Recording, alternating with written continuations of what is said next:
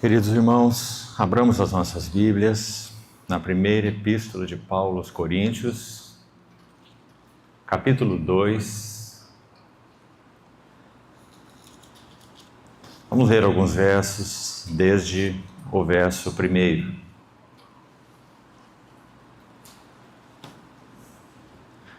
Primeira epístola de Paulo aos Coríntios, capítulo 2.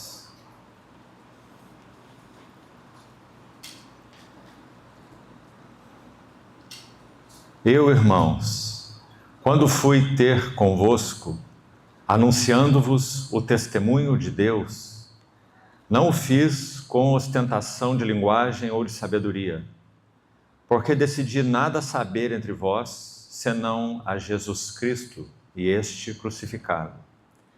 E foi em fraqueza, temor e grande tremor que eu estive entre vós. A minha palavra e a minha pregação não consistiram em linguagem persuasiva de sabedoria, mas em demonstração do Espírito e de poder, para que a vossa fé não se apoiasse em sabedoria humana, e sim no poder de Deus. Entretanto, expomos sabedoria entre os experimentados, não porém a sabedoria deste século, nem a dos poderosos desta época, que se reduzem a nada. Mas falamos a sabedoria de Deus em mistério, outrora oculta, a qual Deus preordenou desde a eternidade para a nossa glória. Sabedoria essa que nenhum dos poderosos deste século conheceu, porque se a tivessem conhecido, jamais teriam crucificado o Senhor da glória. Mas como está escrito, nem olhos viram, nem ouvidos ouviram, nem jamais penetrou em coração humano o que Deus tem preparado para aqueles que o amam. Queridos irmãos, meu encargo para essa manhã, talvez dividamos nosso tempo em dois, é compartilharmos um pouco e meditarmos juntos sobre o significado do testemunho do Senhor, ou o testemunho de Deus. Meus irmãos, vivemos dias de imenso desafio nesse tema. Em primeiro lugar, para compreendermos o que significa o testemunho do Senhor. Qual é a essência do testemunho do Senhor? Qual é o significado do testemunho do Senhor? Quais são as implicações do testemunho do Senhor? Qual é a relação entre a casa de Deus e o testemunho do Senhor? Meus irmãos, esse termo usado tanto no Velho quanto no Novo Testamento, traduzido por glória, tanto no hebraico quanto no grego, são palavras de um imenso significado. Na verdade, alguém já disse que glória é uma palavra impossível de se definir. Mas, meditando atentamente sobre ela, o que me ocorre é o seguinte: glória é uma expressão da autossatisfação de Deus. O Deus Trino é completamente satisfeito consigo mesmo. O Pai Eterno é completamente satisfeito com seu Filho. O Filho é plenamente satisfeito com seu Pai. Pai e Filho têm uma comunhão plena, perfeita, um com o outro, em uma, digamos assim, usando a linguagem apenas teológica, numa terceira pessoa. Um mestre dos primeiros séculos já disse que ele usava o termo pessoa para distinguir as pessoas da Trindade, porque não havia outro melhor. Porque quando pensamos em pessoa, nós pensamos em individualidade. Mas no Deus Trino, embora haja uma distinção, não há individualidades no sentido como nós conhecemos, já que a Trindade é uma única essência e possui uma única natureza, mas certamente se distingue em, vamos pôr entre aspas, pessoas, já que esse talvez seja realmente o melhor termo que possamos usar para tentar nos aproximar dessa verdade imensurável, a Trindade, a norma de vida do Deus triuno. Então, o que significa glória, retornando nas Escrituras? Glória significa que esse Deus trino e uno, ele é completamente satisfeito consigo mesmo, em si mesmo. E isso eternamente, já que ele não é criado. Então, repetindo, talvez possamos também nos aproximar do sentido da palavra glória dessa maneira. Ou seja, todos os lugares, todas as pessoas, todos os relacionamentos, todos os grupos de comunhão, chamemos assim, onde Deus esteja satisfeito, ali há glória. Então, glória está diretamente relacionada à satisfação de Deus. Por isso, se você ler com cuidado a Epístola aos Hebreus, você vai ver que há uma motivação básica na Epístola aos Hebreus. Sabe qual é? Agradar a Deus. Sem fé é impossível agradar a Deus. Hebreus capítulo 11. É necessário que aqueles que se aproximam de Deus creiam que Ele existe e que se torna galardoador dos que o buscam. Final do capítulo 12 vai dizer assim: recebendo nós um reino inabalável, retenhamos a graça pela qual sirvamos a Deus de modo agradável, ou de modo a agradá-lo, com reverência e santo temor, porque nosso Deus é fogo consumidor.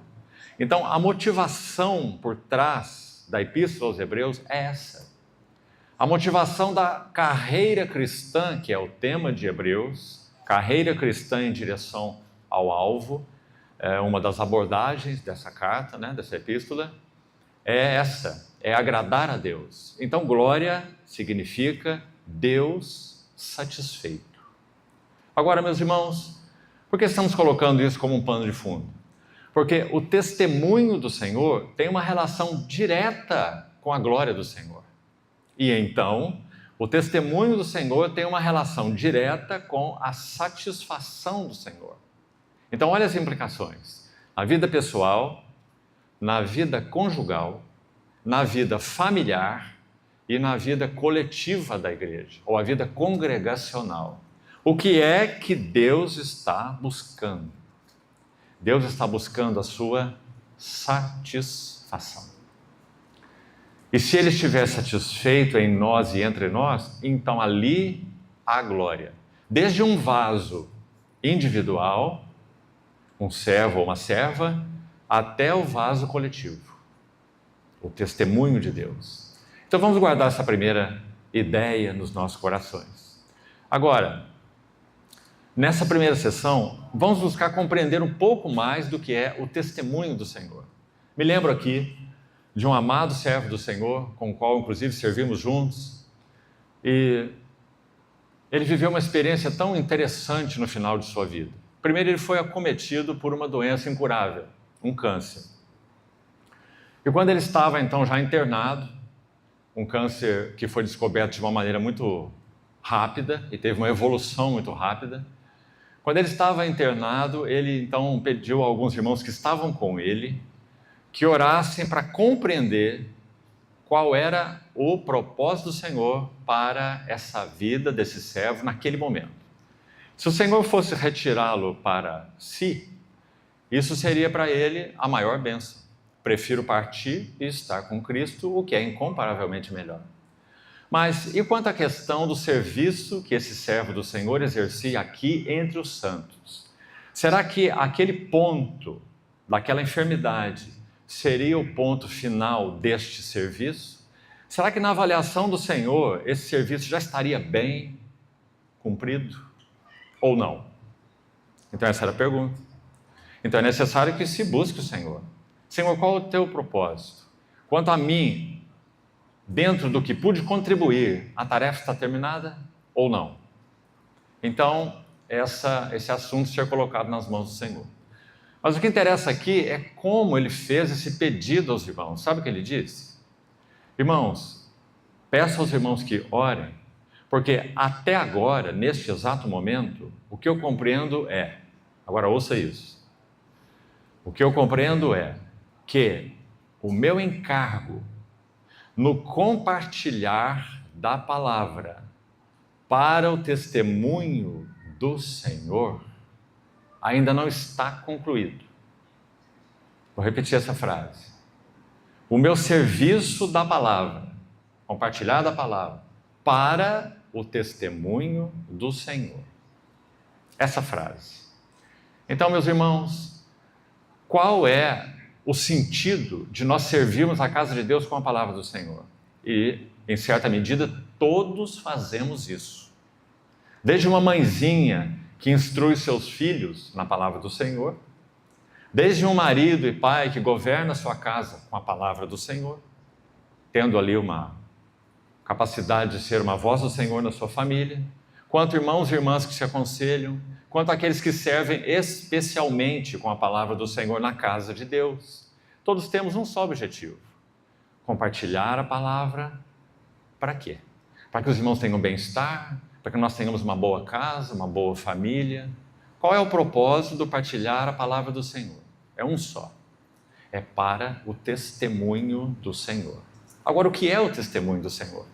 Então vamos voltar a esse texto de 1 Coríntios e vamos examinar alguns outros na sequência.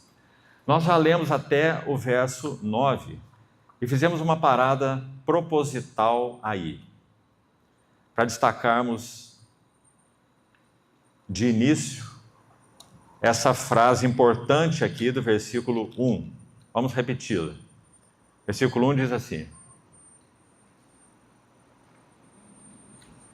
Eu, irmãos, quando fui ter convosco, anunciando-vos o testemunho de Deus. Aí está a frase. Segundo esse texto de Paulo, o que é que compõe ou que contém, qual é o conteúdo do testemunho do Senhor? Veja aí, com atenção. O que é o testemunho do Senhor neste versículo? É o anúncio da pessoa, Jesus Cristo, e da obra do nosso Senhor Jesus. Então, meus irmãos, já temos aqui algo muito, mas muito importante. Testemunho de Deus não é exatamente, embora vá implicar nisso, então me ouça com cuidado. O testemunho de Deus não é que então agora, porque nós somos regenerados, nós vivemos dessa maneira ou daquela maneira. Antes fazíamos isso, agora não fazemos aquilo, não fazemos isso mais. Antes nós tínhamos esse tipo de relacionamentos, agora não temos mais esse tipo de relacionamento. É claro que o testemunho do Senhor, Cristo formado em nós, vai se refletir dessa maneira. Mas essa não é a essência do testemunho do Senhor. A essência do testemunho do Senhor não é a mudança de conduta externa. Isso é uma consequência. A essência do testemunho do Senhor é Jesus Cristo e este crucificado. Ou, em outras palavras ainda, a pessoa, Jesus Cristo, e a obra de Jesus Cristo. A obra do nosso Senhor. Meus irmãos, tudo o que a palavra de Deus tem para nos revelar é isso. De Gênesis a Apocalipse. Lembrando uma vez mais do que dizemos no primeiro dia. Quando o Senhor ressurreto caminha ao lado dos discípulos de Emaús, em Lucas 24, é dito que ele falou a eles tudo o que na lei, nos profetas e nos salmos diziam respeito a ele, ao Senhor. E lei, profetas e salmos é uma maneira, é uma expressão que resume todo o Velho Testamento. Não sobra nada, não é? Lei, profetas e salmos, só sobraram os livros históricos, na verdade, não é? Então essa é uma designação que resume todo o Velho Testamento. Então todo ele tem um só foco, aponta para uma só pessoa e para uma só obra. Esse é o testemunho do Senhor. Então, meus irmãos, essa é a pedra de toque para que nós possamos nos avaliar, desde o nível individual ou pessoal até o nível congregacional. Testemunho do Senhor. Deus está satisfeito.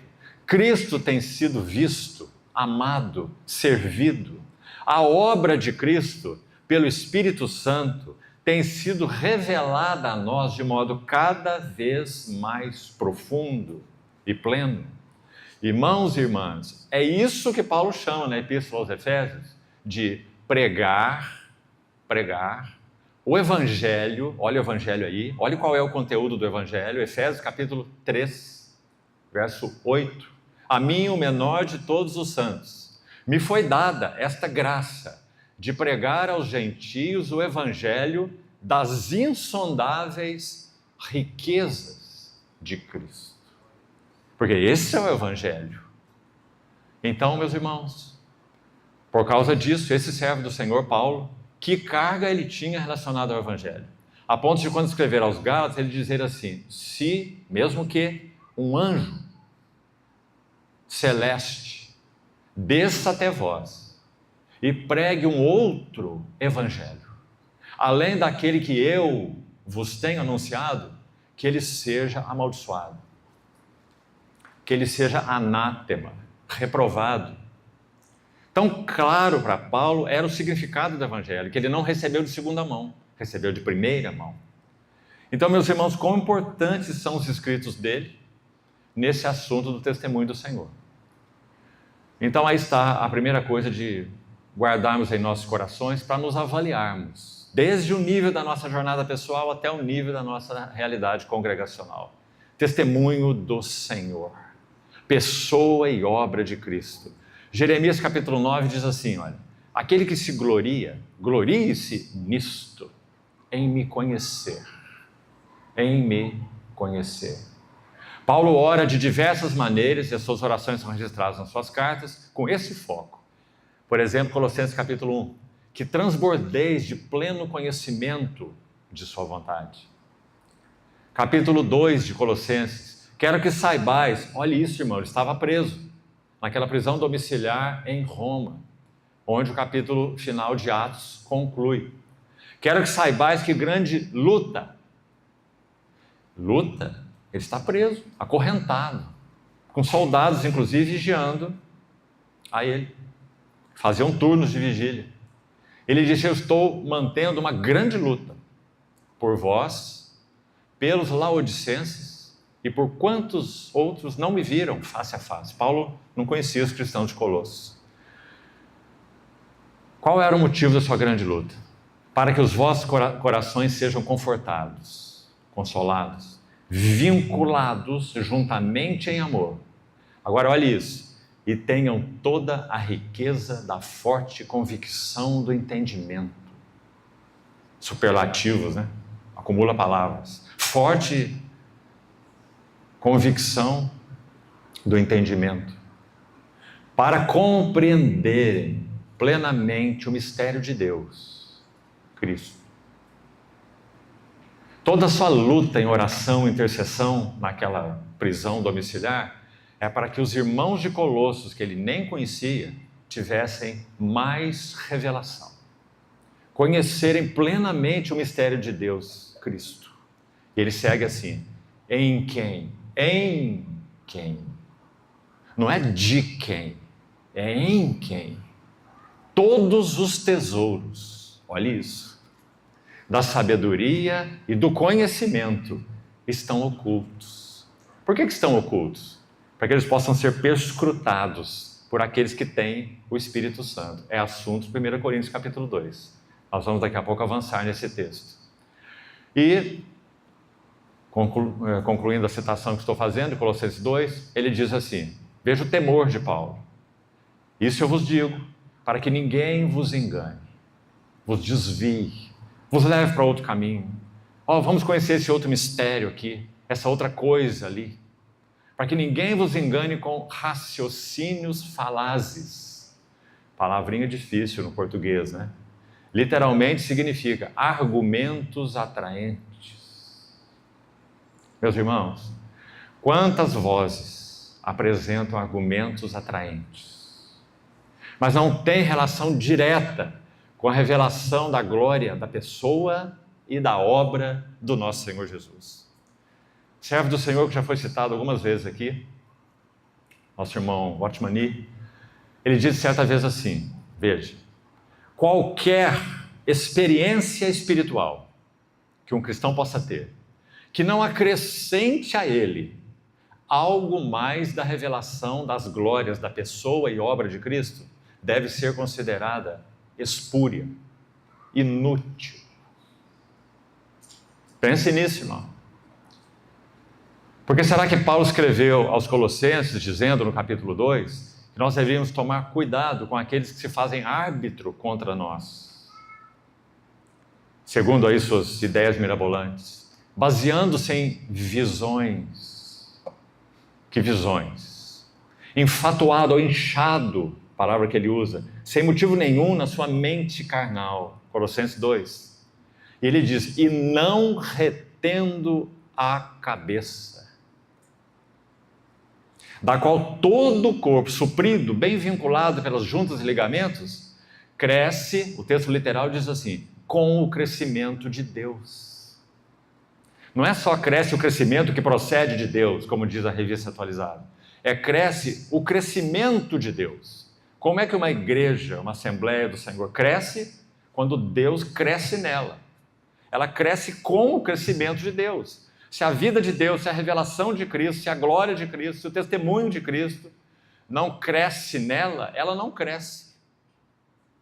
Pode crescer em número, pode crescer em movimento, pode crescer em poder financeiro, em projeção, mas não cresce segundo Deus. Então, que importante é esse assunto do testemunho do Senhor. Graças ao Senhor, nós temos ouvido nosso querido irmão partilhar, já por 2 sessões, e o tema é exatamente esse. O testemunho da glória do Deus Trino. O Pai, o Filho, o Espírito, que será ainda partilhado, né, em outra sessão.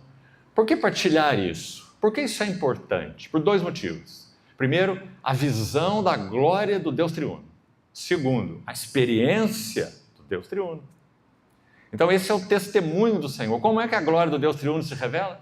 De trevas resplandecerá a luz. Nós éramos trevas. De trevas resplandecerá a luz. Ele mesmo, Deus, esse texto tem como sujeito o próprio Deus, Deus o Pai. Ele resplandeceu nos vossos corações. Para quê? Para vos regenerar, salvar, livrar do inferno, dar uma boa vida, agora com paz, alegria, felicidade. Para que ele resplandeceu nos vossos corações? Para iluminação do conhecimento da glória de Deus na face de Cristo. Não é maravilhoso, meus irmãos?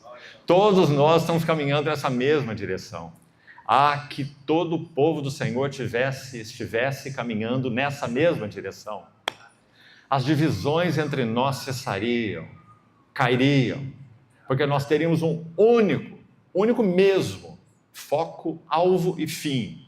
Foco, alvo e fim. Que o Senhor nos ajude nisso, meus amados irmãos.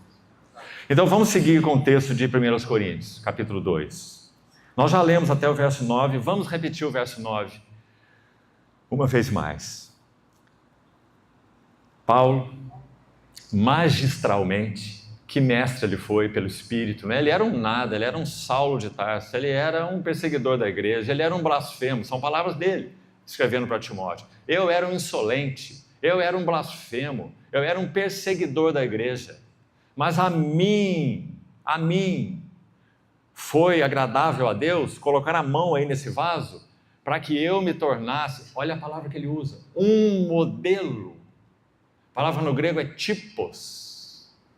Os mais antigos aqui, só os mais antigos, vão lembrar que as gráficas antigas se chamavam tipografia, não é?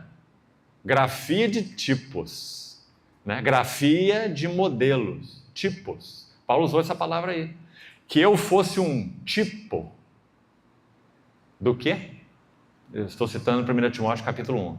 Eu fosse um tipo da sua imensa longanimidade e da sua misericórdia. Porque ele colocou a mão num blasfemo. Ele colocou a mão num insolente. E ele colocou a mão no perseguidor da igreja.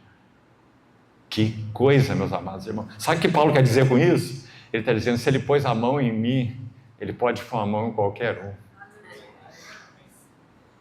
E foi isso que ele fez, né? Meus irmãos, quando nós meditamos um pouco na vida de Paulo, que maravilha. Há 3 testemunhos da conversão de Saulo em Atos. Uma é narrada por Lucas, no capítulo 9. É Lucas que está dizendo o que aconteceu na estrada de Damasco, certo? Mas os 2 outros, Atos 22 e Atos 26, são 2 testemunhos do próprio Paulo, da boca de Paulo, que Lucas registra. Sabe em um deles o que ele diz? Ele diz assim, quando Estevão, olha o que está na memória dele, tantos anos depois, quando Estevão, o teu mártir, testemunha, como é traduzido aí, a palavra é mártir. Quando Estevão, o teu mártir, foi sacrificado, apedrejado, eu estava lá. E consenti com a sua morte. E guardei as vestes daqueles que o apedrejaram. Meus irmãos, Paulo tinha marcado no seu ser interior o significado dessa experiência.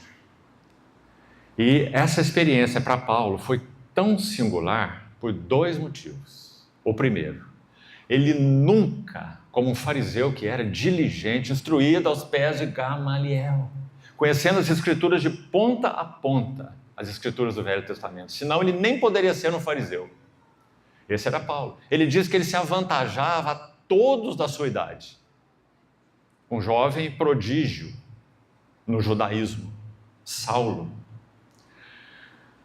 Ele nunca havia visto, até ali, até o martírio de Estevão, ele nunca havia ouvido, nunca tinha ouvido alguém interpretar o significado da casa de Deus como Estevão fez. Estevão começa com Abraão e termina com Salomão, mas ele cita até Isaías. E toda aquela maravilhosa pregação de Estevão, que está em Atos 7, que precisa ser lida, estudada e meditada com cuidado, é uma maravilha.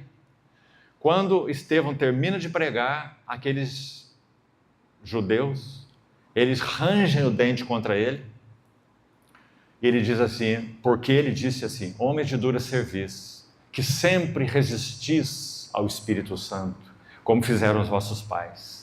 Então eles o apedrejaram por isso. E Saulo estava lá, e ele ouviu a pregação de Estevão. E nunca tinha ouvido a casa de Deus ser interpretada dessa maneira. E aquilo rasgou o coração de Saulo. E ele nunca mais pôde esquecer.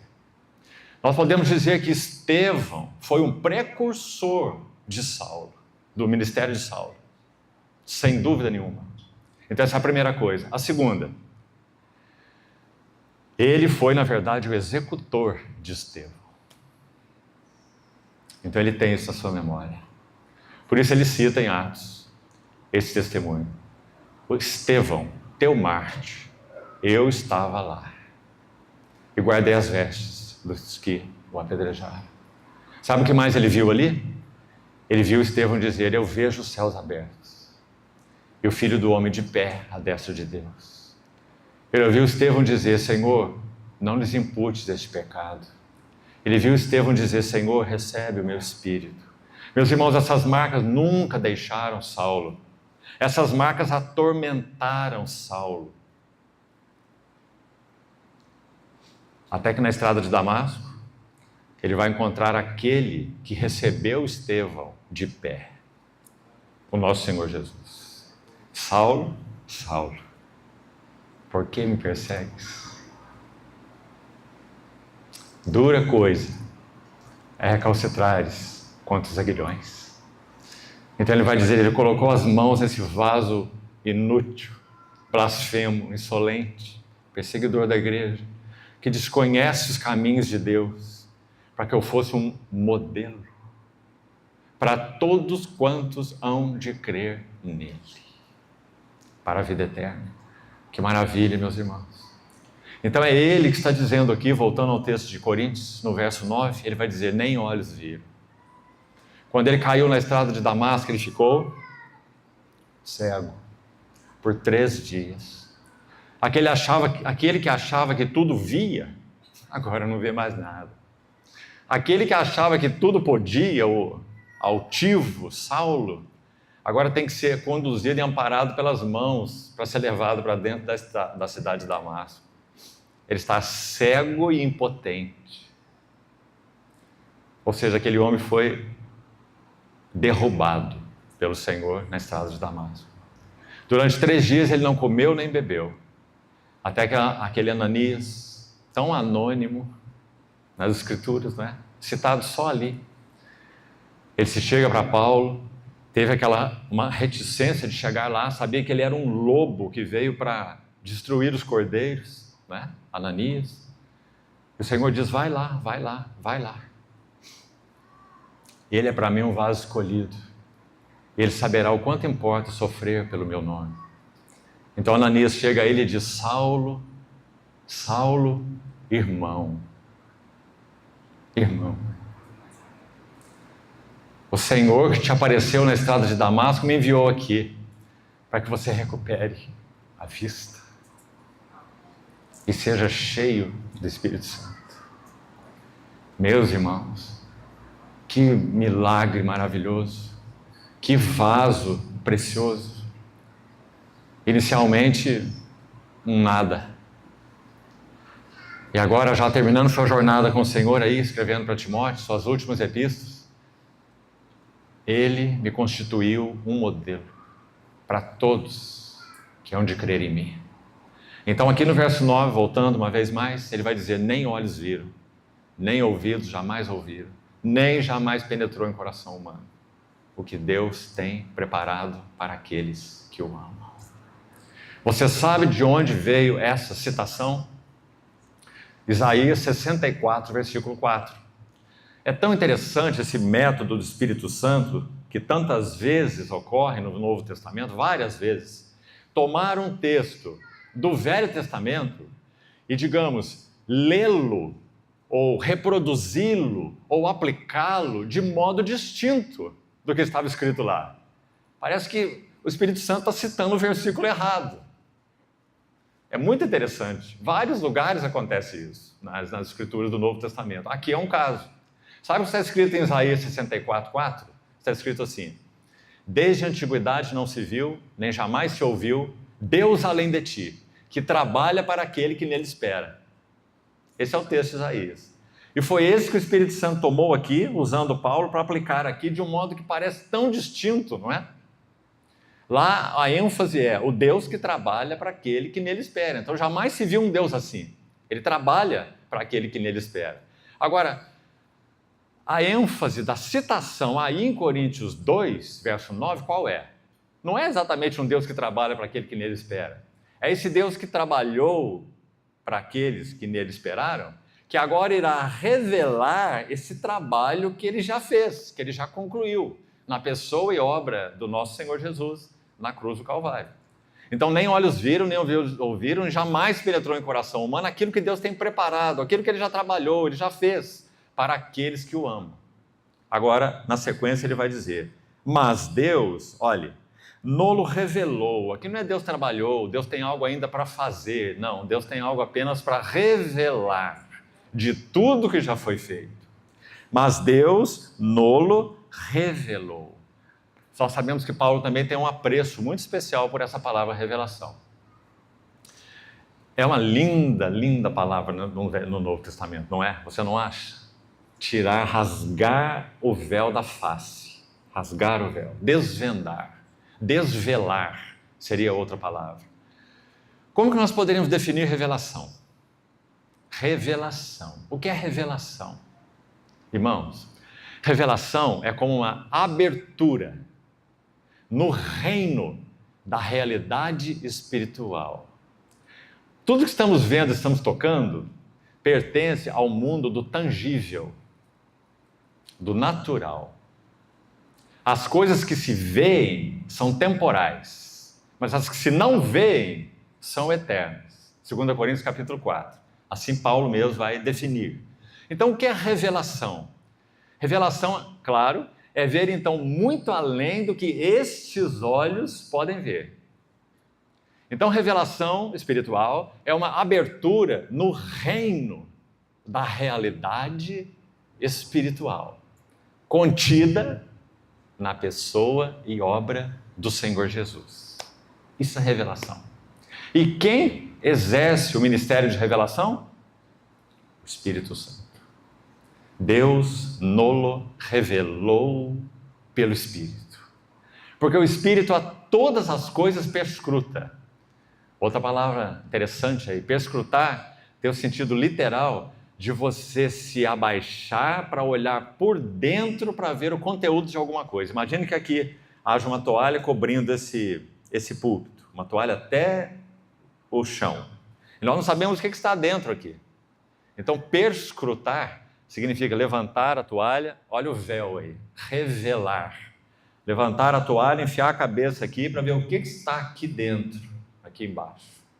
Deus nolo revelou pelo Espírito, porque o Espírito a todas as coisas perscruta, até mesmo as profundezas de Deus. Bendito seja o Senhor. E é esse ministério que ele exerce na igreja. Se fôssemos estender esse assunto, você se lembra bem de João 14 e de João 16, não se lembra? E o 15 também. O Espírito Santo é mencionado ali com o termo Espírito da Verdade 3 vezes. Uma no 14, uma no 15 e uma no 16, de João. No 14, ele é o Espírito da Verdade ou da Realidade que habita. Ele habita convosco, estará em vós. Espírito da Realidade habita na igreja. Habitação. No capítulo 15, os últimos versos, o Espírito da Realidade dá testemunho.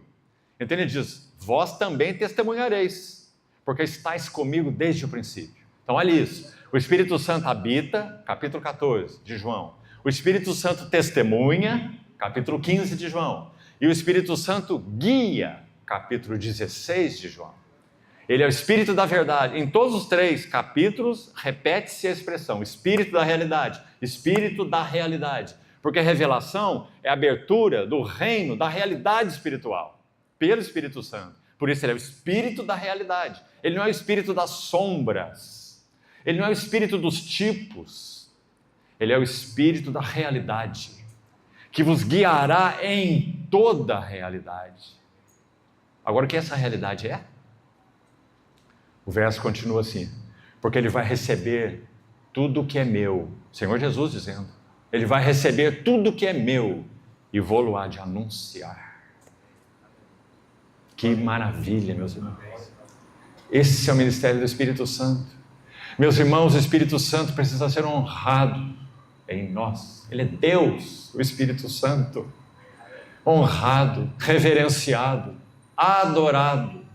Ele é Deus, ele não é menor que Deus, ele não tem menos atributos do que Deus, ele é Deus, o Espírito Santo, cujo ministério é revelar as glórias da pessoa e da obra do nosso Senhor Jesus. Não entristeçais o Espírito Santo da promessa, no qual for selados para o dia da redenção. Se ele for entristecido, não há revelação. Se ele for entristecido, não há como sermos introduzidos em mais realidade. Não é assim? Não apagueis o Espírito. Então, vamos seguir com o verso 10. Deus nolo revelou pelo Espírito, porque o Espírito a todas as coisas perscruta até as profundezas de Deus. Verso 11. Porque qual dos homens sabe as coisas do homem? Guarde essa frase, coisas do homem. Senão o seu Espírito que nele está, assim também as coisas de Deus. Está vendo o contraste? Coisas do homem, coisas de Deus. Coisas do homem, o homem sabe. O homem é mestre nas suas próprias coisas, suas filosofias, né? Seus conceitos, preconceitos, ideias, mirabolâncias. Mas as coisas de Deus, ninguém as conhece, senão o Espírito de Deus. Graças ao Senhor. Olha a sequência. Ora, conclusão. Nós não temos recebido o Espírito do mundo, e sim o Espírito que vem de Deus. Para quê? Repetindo, para que sejamos regenerados, para que Ele então nos dê a alegria que Ele tem, a paz que Ele tem, o fruto do Espírito, né? É apenas para isso? Não, é isso também. Mas é para muito mais que isso. É para que conheçamos aquilo que por Deus nos foi dado gratuitamente. Essa frase, o que por Deus nos foi dado gratuitamente, também nos ajuda com Isaías 64:4, que já citamos. Porque Ele é aquele Deus único, jamais se viu Deus além de ti, que trabalha para aquele que nele espera. E esse trabalho foi consumado na cruz do Calvário, está consumado. E agora o Espírito Santo está revelando cada vez mais para a igreja, se assim queremos, se assim nos colocamos em condições, talvez amanhã nós encerremos nosso tempo junto com isso. Que condições são essas? Essas condições adequadas para que cresçamos na revelação das coisas de Deus, como diz aí, é que a cruz tenha lugar para trabalhar nossas vidas interiores. O trabalho da cruz em nós. Me lembro, todas as vezes que falo sobre isso, me lembro de uma frase constante que o nosso querido irmão Christian Shen, que hoje já está com o Senhor, usava, também o irmão Stephen Kong. E essa frase é o seguinte: No cross, no crown. Sem cruz, sem coroa.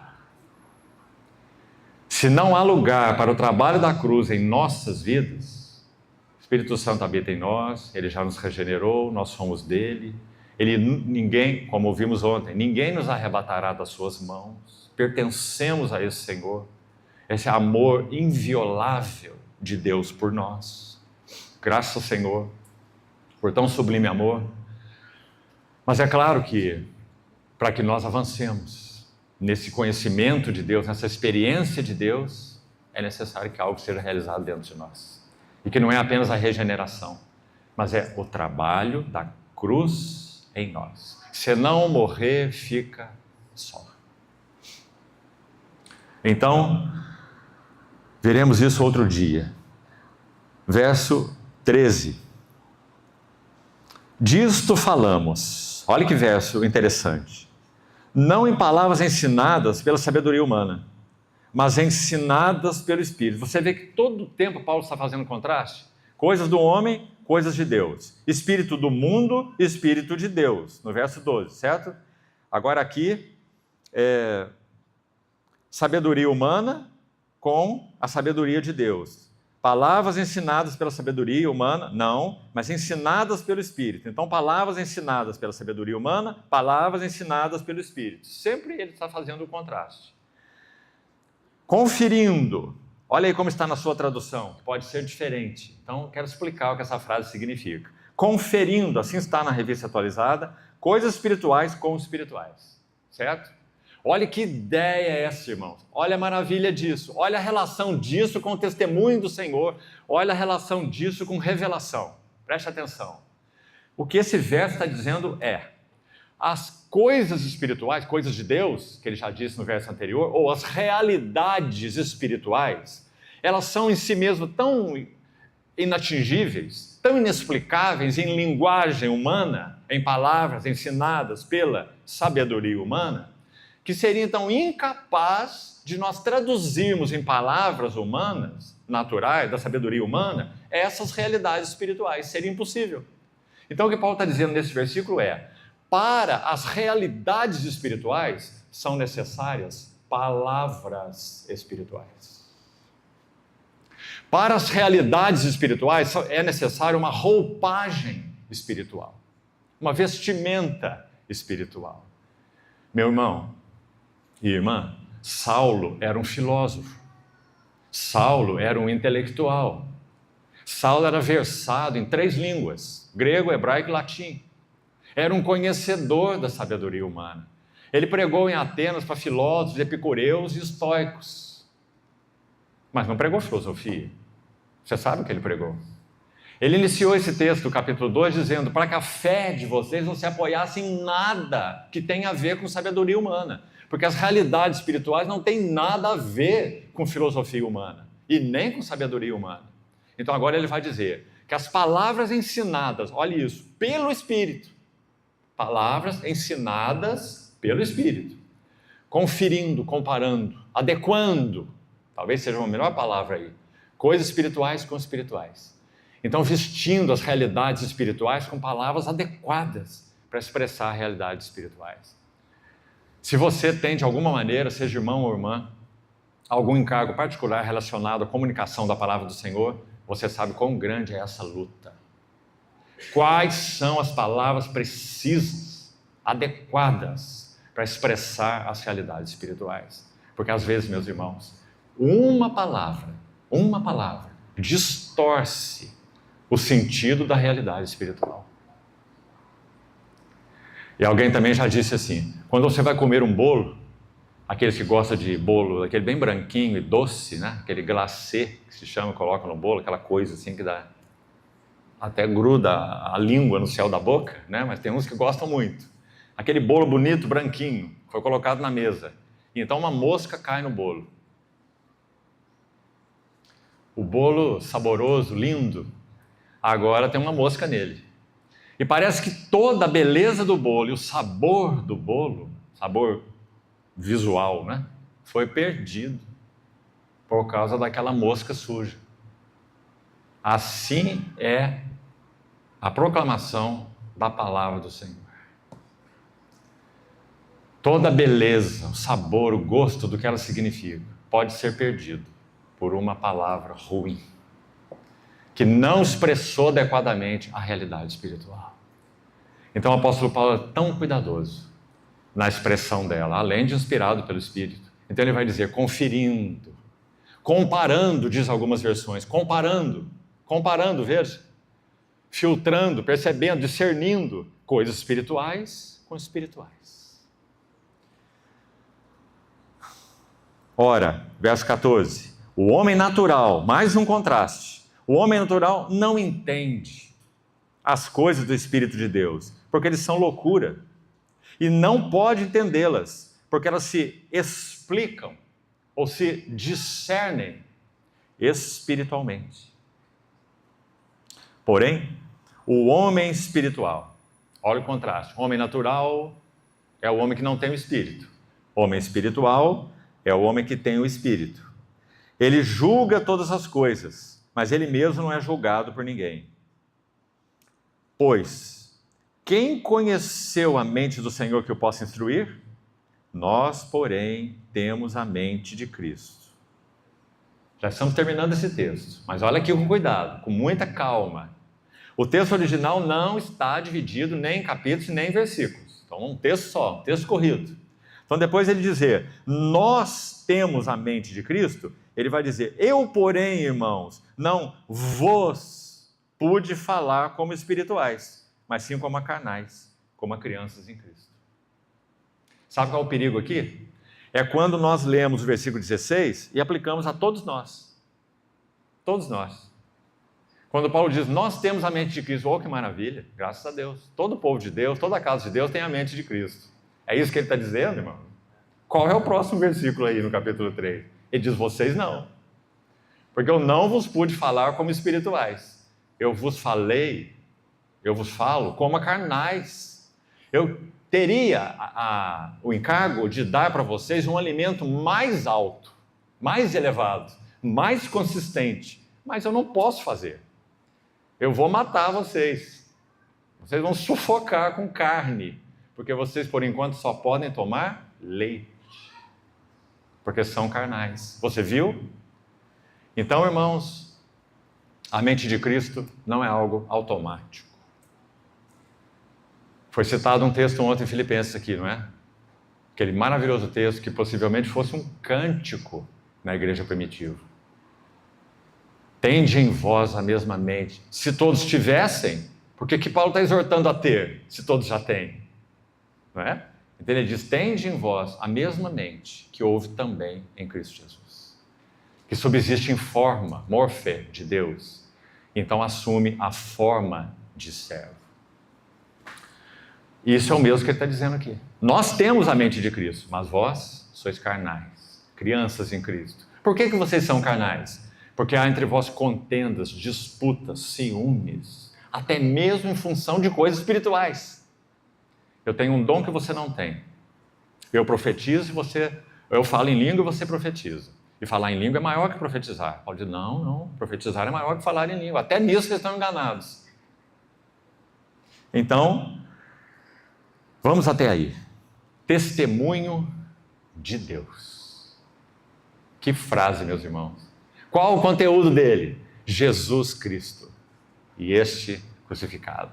Lembra da frase de Jonathan Edwards que lemos no primeiro dia? Quando ele diz que apiou do cavalo? O texto é muito bonito do diário dele. Ele põe até a data, né? Claro, está escrevendo no diário. Ele põe em 1737. Em 1737. quando eu estava no meu cavalo, caminhando em direção ao bosque, indo em direção ao bosque, para a minha jornada diária, respirar um ar puro e meditar, desci do meu cavalo, assentei debaixo de uma árvore, meditando nas glórias do Evangelho. Meus irmãos, as glórias do Evangelho são as glórias da pessoa e obra do nosso Senhor Jesus. Aí os irmãos se lembram, né? Eu já citei. Ele perdeu a noção do tempo, quando ele vai escrever isso, né? Já passou a experiência, vai escrever no diário dele, ele diz, pelo que eu posso julgar, isso durou em torno de 1 hora. E lá ao final do texto ele vai dizer assim, muitas outras vezes eu tive experiências da mesma natureza. Ele termina assim o texto, e diz assim, todas elas tiveram o mesmo impacto sobre mim. Que lindo, meus irmãos. O Espírito de Deus veio habitar em nós exatamente para fazer isso conosco. Para mostrar para nós quão belo é Cristo, quão rico é Cristo, quão doce é Cristo, quão único é Cristo, quão sublime é Cristo, para em todas as coisas ter a primazia. Porque aprouve, olha essa palavra, satisfação, aprouve a Deus que nele residisse toda a plenitude. Bendito seja o Senhor. Meus irmãos, que nós sejamos ajudados pelo bendito Espírito Santo a não nos distrairmos do nosso Senhor Jesus. Paulo, quando escreve aos Tessalonicenses, falando sobre a vinda do Senhor, 1 Tessalonicenses 4, ele diz assim, o mesmo Senhor descerá do céu. O mesmo Senhor descerá do céu. Sabe por que essa frase é importante? Se nós estamos focados nele, desejando a ele, crescendo no conhecimento dele, no amor a ele, na devoção a ele, na realidade dele e das suas riquezas, é esse mesmo que nós veremos na gloriosa parousia, presença, a sua segunda vinda. Não é um outro. Você não vai ver e dizer, mas eu não pensava que você era assim. Por isso, meus irmãos, vou dizer algo que eu também já disse outras vezes. Parece que quando nós cremos inicialmente no Senhor, isso é normal, não há nenhum problema nisso. Nós queremos conhecer as epístolas, queremos conhecer a doutrina. Romanos, Efésios, Colossenses, Hebreus, as cartas pastorais, vamos conhecer a doutrina da igreja. Mas o tempo vai passando, se há lugar para o Espírito Santo realmente trabalhar nos nossos corações, sabe o que acontece? A nossa atenção é chamada especialmente para os 4 evangelhos. Porque ali nós estamos vendo o Verbo em carne, seus gestos, palavras, olhares, sentimentos, toques, relacionamentos. Né? Porque isso é tão sublime. Jornadear com ele nos evangelhos. Por quê? Porque o mesmo Jesus descerá do céu. Esse que temos conhecido. Quando Policarpo foi levado ao martírio, ele tinha 86 anos. Ele foi instruído por João, o apóstolo. E os irmãos o escondiam nas suas casas. Um ancião de 86 anos, um servo do Senhor, tão amado por eles. E ele era escondido em diversas casas para que aqueles que o buscavam não o encontrassem. E Policarpo descobriu que aquelas casas onde ele era acolhido, as pessoas, os irmãos naquela casa, eram torturados por causa dele. Eles mudavam Policarpo de casa em casa. Então os perseguidores vinham atrás, ele está naquela casa. Eles iam naquela casa e ele não estava mais. E eles torturavam aqueles irmãos. Não, ele foi para aquela outra casa. Eles iam naquela casa e já não estava lá. E eles torturavam aqueles irmãos. Então Policarpo disse assim, é a mim que eles querem. E outros estão sofrendo por mim. Então eu não saio daqui. Para que eles então lancem mão de mim. Então eles levaram Policarpo para ser arguído com relação ao testemunho do Senhor, para que ele desse um contra-testemunho da sua fé. Então ele disse assim a eles, eu o tenho servido há 86 anos. e Ele só me tem feito o bem. Eu não posso negar o meu Senhor, o meu Salvador. E dali ele foi levado para ser queimado vivo. Meus irmãos, qual é o impacto da realidade espiritual produzida pelo Espírito Santo nos corações dos seus servos? Houve um outro santo do Senhor, servo do Senhor, que também foi levado para ser grelhado, ser fritado em uma grelha. Quando ele estava lá, sabe o que ele dizia? Me virem para o outro lado, porque esse lado já está bem queimado. Você pode acreditar nisso? O Espírito Santo fornece uma assistência de graça particular e especial para ocasiões especiais.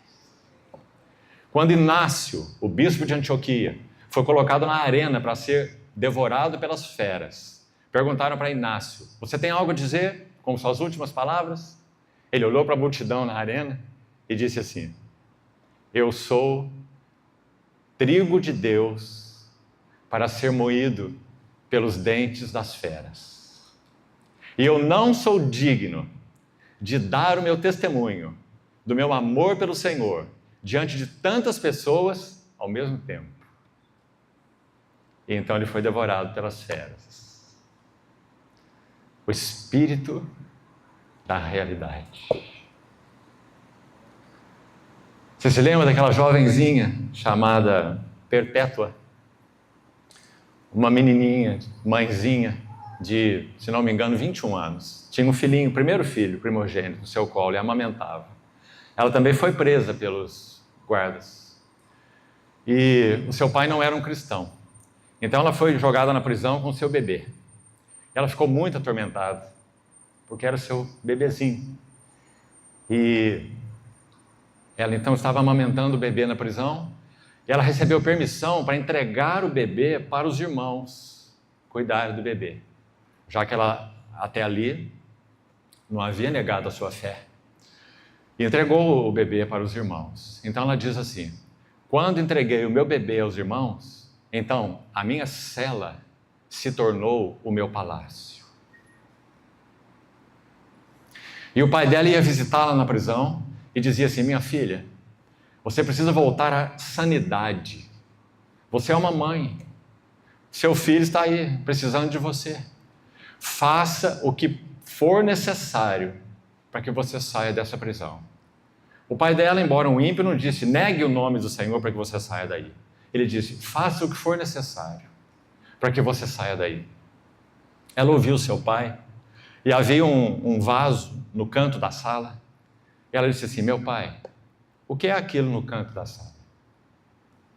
E o pai disse, é um vaso, minha filha.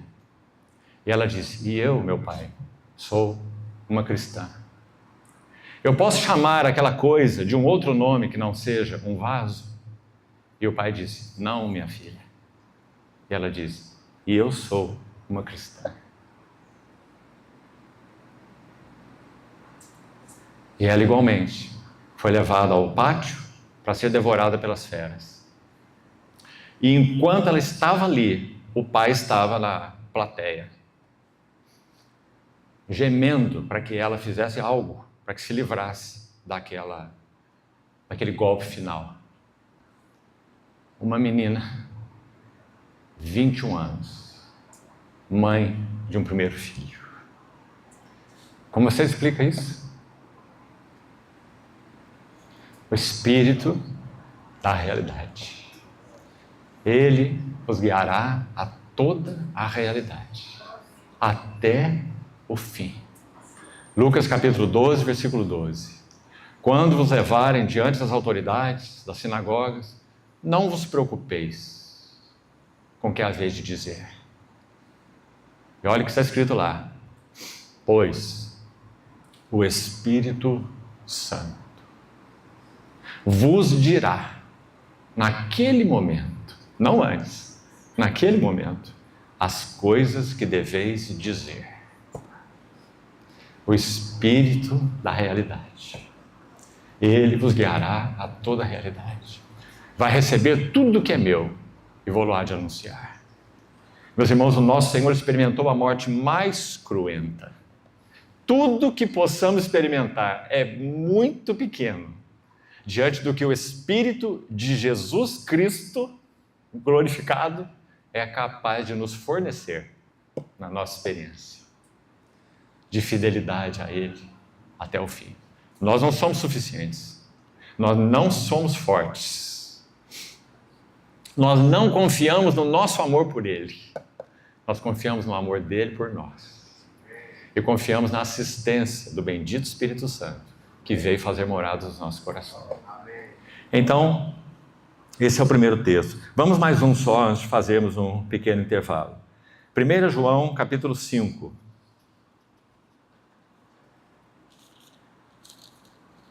Outro texto tão importante nesse assunto do testemunho. 1 João, capítulo 5.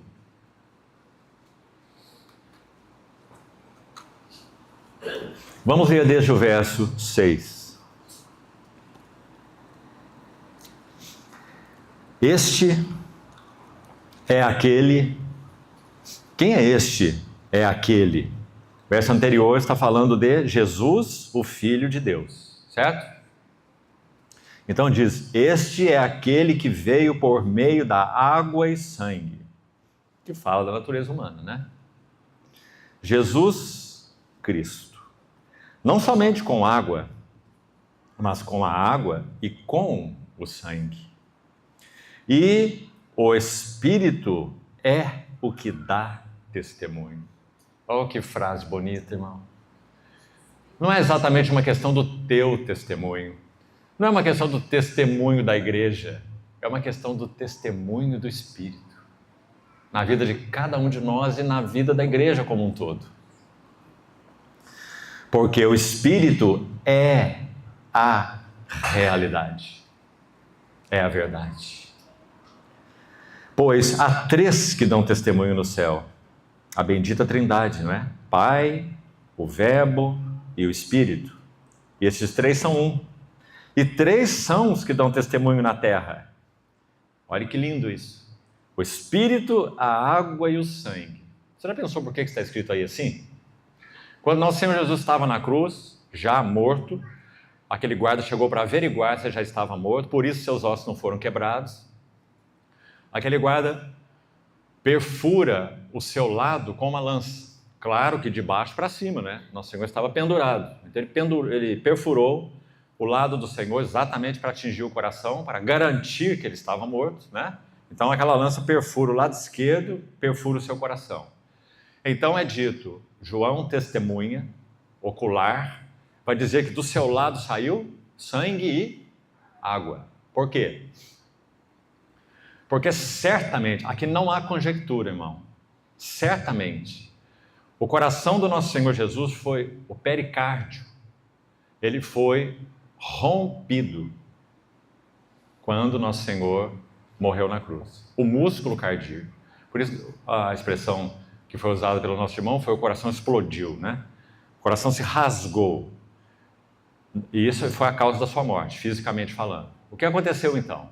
Esse saco que envolve o coração, esse é chamado de pericárdio, ele se encheu com esse sangue do coração rasgado. Então, quando esse pericárdio encheu com o sangue e a parte de soro do sangue, ela fica no superior, porque é mais leve. E a parte dos glóbulos, ela decanta, ela fica mais embaixo. Então, quando a lança perfurou o pericárdio, esse saco que envolve o coração rompido, então primeiro fluiu o sangue, que estava então mais baixo. E depois fluiu o soro, ou a água. Então João viu isso. Por isso ele vai enfatizar, dizer, isso, aquele que isto viu, testifica que é verdadeiro. O que João quer dizer com isso? Ele estava morto e o seu coração foi rasgado, estava rasgado. Porque se não estivesse rasgado, fluiria sangue e água junto, não poderia ser distinguidos. Como se você cortar, você não vai distinguir o que é soro e o que é glóbulo, o que é denso. Você só vai ver o sangue fluindo. não é? Mas se primeiro flui sangue e depois flui água, significa que o coração estava rompido. Então, meus irmãos, é isso que está escrito aí no seu livro, João mesmo.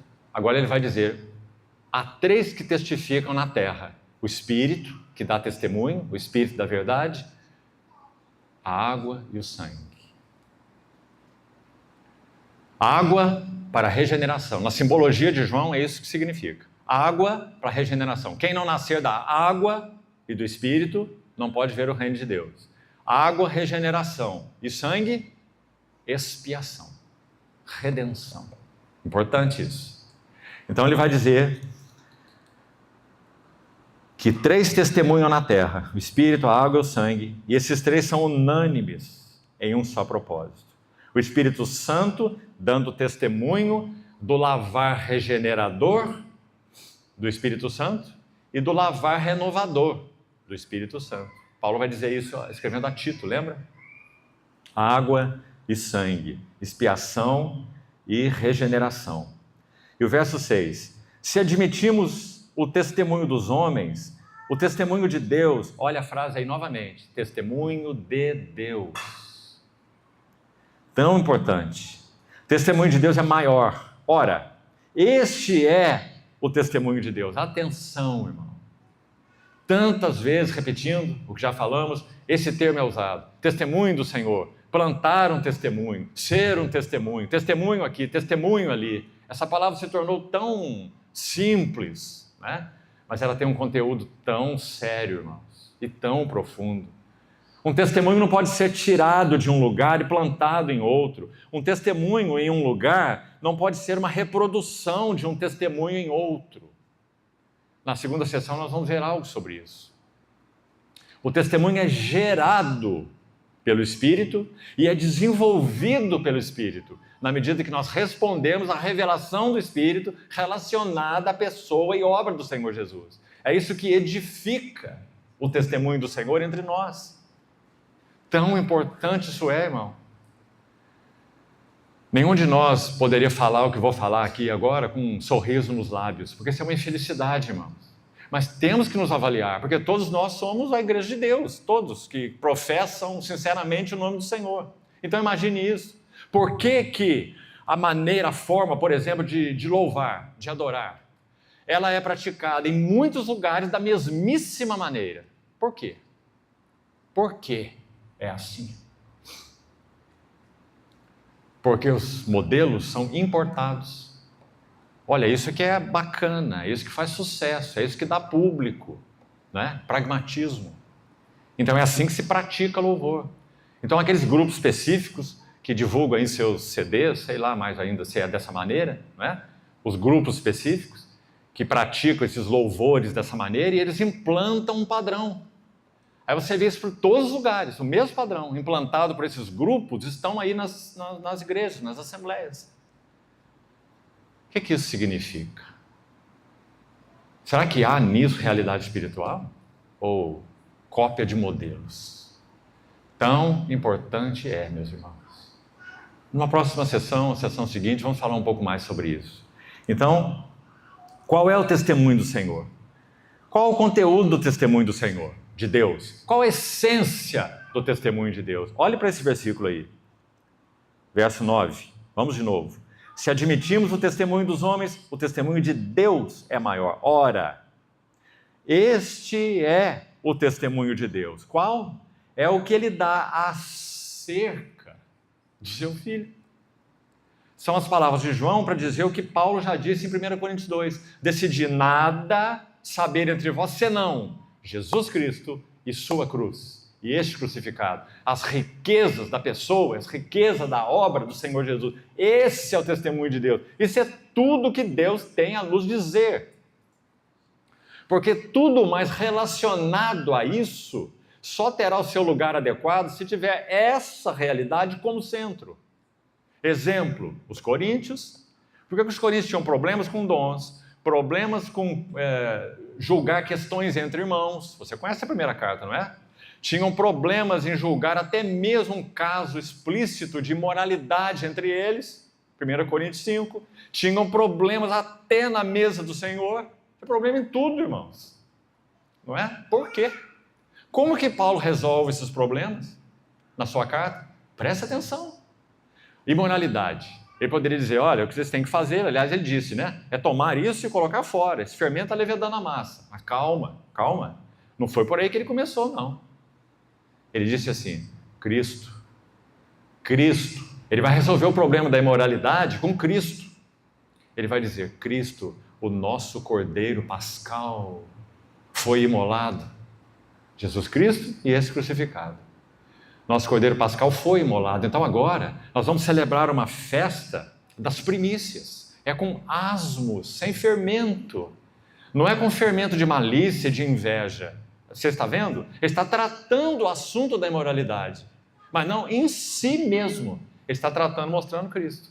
Mostrando, se vocês não julgarem isso, o que será da realidade de Cristo de vocês?